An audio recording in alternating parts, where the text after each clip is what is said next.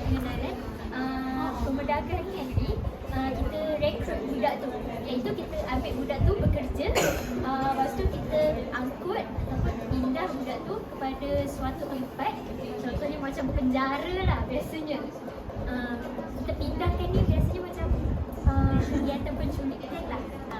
Jadi kita ambil budak tu untuk eksploitasi dia. Contohnya kita buat dia untuk jadi buruh paksa, homeless, lepas penjualan COVID. Jadi kalau kita baca dekat sini, kita mungkin fikir yang perdagangan ni berlaku secara luar talian.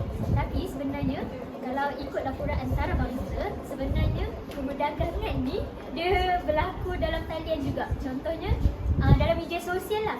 Sebab tahu tak macam orang bagi tak? Jadi dekat situlah ada berlakunya eksploitasi secara seksual. Dan sebenarnya ada juga berlaku yang macam buruh paksa tadi. Contohnya kanak-kanak yang dipaksa untuk jadi YouTuber tanpa kerelaan mereka. Itu pun kita panggil perdagangan. Okey, seterusnya saya akan bincangkan tentang faktor penyumbang perdagangan. Okey, faktor pertama, kemiskinan dan ketidaksamaan sosial. Jadi dekat sini bila ibu bapa tu dia punya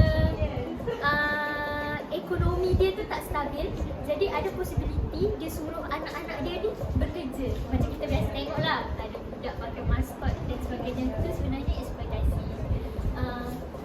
Seterusnya, kurangnya kesedaran ibu bapa. Kalau yang ni terutamanya dalam talian dah. Macam kita tahu zaman sekarang ni ibu bapa diorang akan bagi anak-anak diorang guna social media walaupun still kecil kan. Tapi sebenarnya dari social media ni lah akan berlakunya eksploitasi. Kita tak tahu.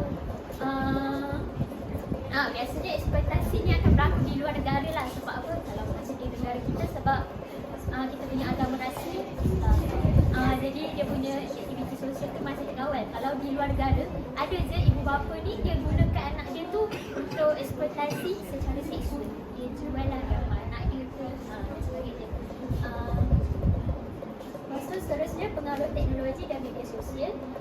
Ini macam saya cakap tadi lah, sebab kanak-kanak ni ada je yang dah guna media sosial. Jadi biasanya yang guna media sosial ni yang kurang kasih sayang lah kan.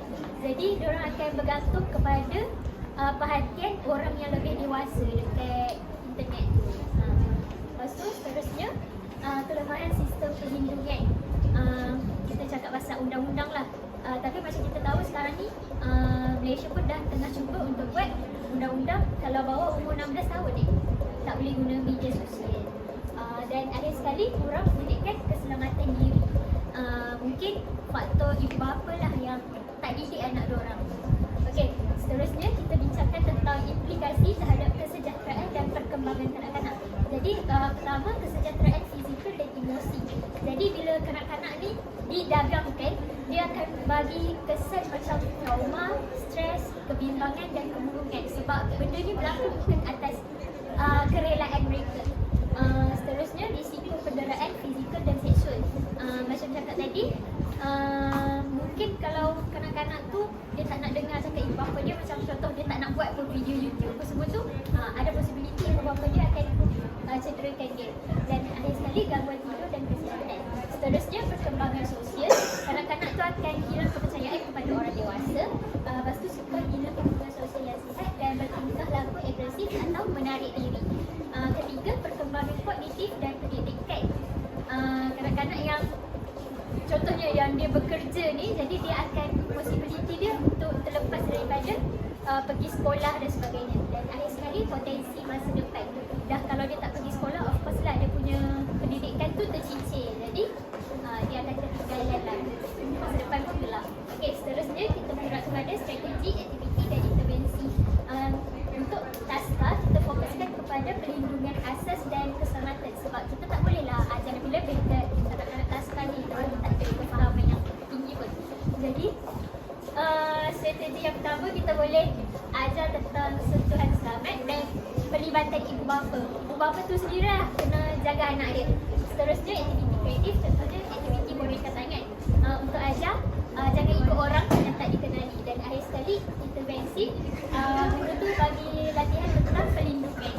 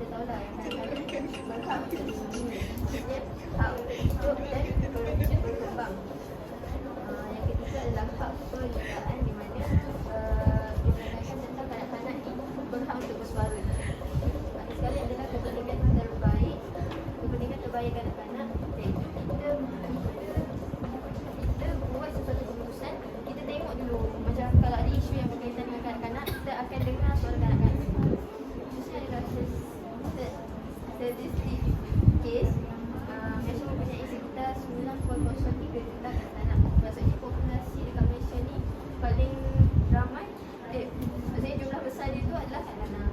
Yang pertama, kajian UNICEF menunjukkan 40% kanak-kanak pengguna internet dari umur 12 hingga 17 macam yang saya cakap tadi. Mereka guna internet dan berlakunya perdagangan ini melalui internet. Okey, jadi saya nak tanya dari pihak kerajaan sebenarnya nilai dan keputusan yang undang-undang yang kerajaan tetapkan untuk kes perdagangan kanak-kanak ni. Bagaimana keputusannya undang-undang mengenai perdagangan kanak-kanak ni kerajaan tetapkan? Saya cuba. Untuk perdagangan ini kan kerajaan dah meletakkan beberapa akta, beberapa undang-undang yang ditetapkan dalam negara kita, yang mana ini sebenarnya menjadi satu panduan lah kepada rakyat tak lakukan perdagangan ini. Tapi masih berlaku lagi kes ni secara berkuasa, walaupun segelintir dah ada kesedaran, tapi untuk orang yang kurang kesedaran dan memikirkan kepentingan diri sendiri, masih banyak lagi kes-kes ni berlaku, terutamanya yang berada di kawasan sepadan dan sebagainya, supaya mereka ni senang nak eksploitasi eksploitasi terutama kanak-kanak untuk jual kepada orang luar. Contohnya kalau macam dekat Kelantan, maaf dekat Kelantan kan, dia di bahagian sepadan. So kalaulah dia satu macam orang kata tim macam tu kan, dia culik kanak-kanak tu dengan melakukan penipuan dan sebagainya untuk dia exploit, macam tu lah kita kata, exploit kanak-kanak tu kepada orang luar, jual untuk penjualan organik sangat senang. Sebab sekelip mata je kanak-kanak tu dah sampai ke luar negara, dan bila dah sampai ke luar negara, proses untuk kerajaan tu sendiri nak ambil balik kanak-kanak tu susah. Jadi bila adanya akta ni, sebenarnya kita dah didedahkan dah sebenarnya apa yang akan berlaku if perkara ini berlaku, di penjara, dan sebagainya lah, banyak lagi.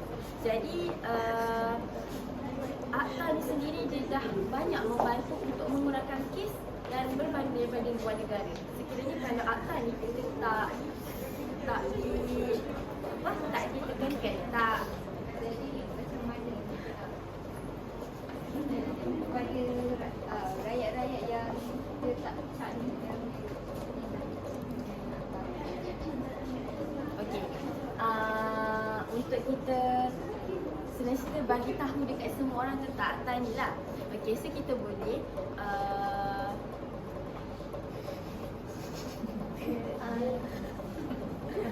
jadi macam kalau kita tengok dalam pendidikan sendiri pun dah terapkan benda tu. Even dekat sekolah pun ada. Kita tengok macam sudah selamat, tak selamat macam tu kan. Jadi ibu bapa sendiri pun tahu yang macam mana kanak-kanak ni macam mana undang-undang tu berkait dengan pendidikan ni untuk di luar konteks pendidikan. Saya nak sambung. Okey. Kan tadi ada cakap, okey, memang kerajaan dah bina akta. Tapi macam kita tahu, kerajaan tak adalah boleh pergi cek rumah seorang-seorang. Oh, kanak-kanak ni kena dagang ke? Jadi jiran sekitar ni juga kena mainkan peranan. Bila diorang nampak kes tu, diorang kenalah lakukan. Macam tu. Terima kasih.